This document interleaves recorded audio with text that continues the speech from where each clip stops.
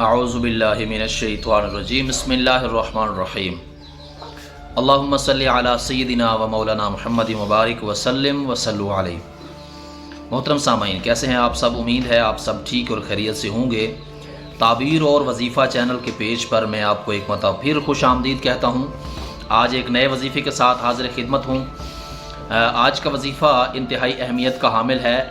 اگر آپ کو دشمن کی طرف سے مکر اور ہیلے کا سامنا ہے، اگر آپ کو دشمن کی ایذا رسانیوں کا سامنا ہے، اگر آپ دشمن سے پریشان ہیں، اگر آپ دشمن سے تنگ ہیں، اور اگر آپ کے دشمن نے آپ کا جینا حرام کر رکھا ہے، اور اگر آپ یہ چاہتے ہیں کہ دشمن کی زبان بند رہے، اور اگر آپ یہ چاہتے ہیں کہ دشمن کا وار خطا ہو جائے اور دشمن آپ کو کبھی نقصان نہ پہنچا سکے، تو میرے ساتھ رہیے گا۔ آج جو میں وظیفہ آپ کو بتانے لگا ہوں، اس وظیفے کو مکمل کر کے آپ دشمن سے بچ سکتے ہیں اللہ تبارک و تعالیٰ کے فضل و کرم سے۔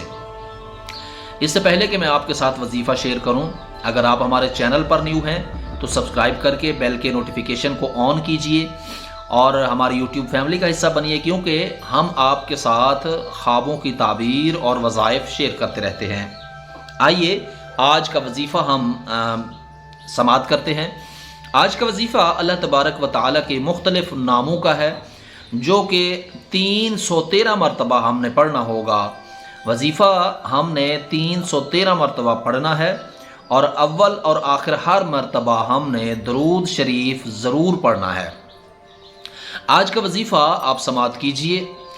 آج کا وظیفہ ہے سبحان العزیز الجبار المتکبر، سبحان العزیز الجبار المتکبر، یا عزیز یا جبار یا متکبر۔ ایک مرتبہ پھر سماعت کیجئے۔ یہ الفاظ اپنے پاس لکھ لیں، ہو سکے تو آپ ان وظائف کو اپنے پاس لکھ کر کے اس پر عمل کریں۔ ایک مرتبہ پھر میں بتانے لگا ہوں، نوٹ کیجئے گا۔